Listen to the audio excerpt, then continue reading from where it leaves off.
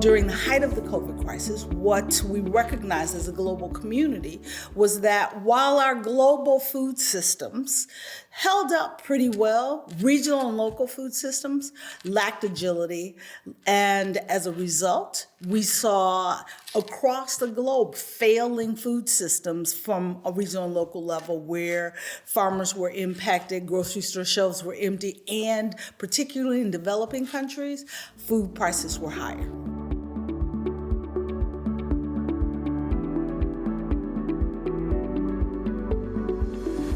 There's a great deal that Europe, the United States can do to address the challenges that are affecting the global food system and that are creating this high food price crisis. 50% of what they purchase for humanitarian distribution was coming from Ukraine. And so now they're paying 50% higher prices for those humanitarian commodities. So we must support the humanitarian organizations.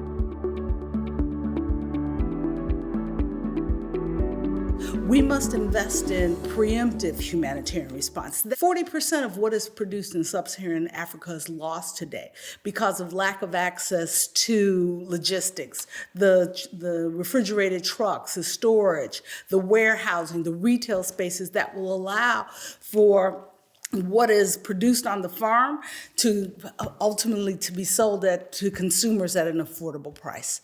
Those are investments in businesses. Those are opportunities not for charity, but for return on investment to those who participate in the system, whether it is an investor from Europe or a farmer or an entrepreneur in sub-Saharan Africa. That's the difference that we can make if we all work together differently.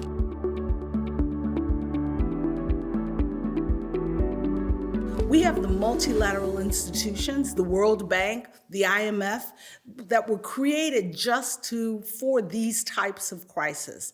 They each operate emergency windows that they've been reluctant to open to support those countries providing the social safety nets that are necessary for their people, as well as those debt-ridden countries, those lower income countries, providing them with the financial tools that are necessary for them to invest in their smallholder farmers.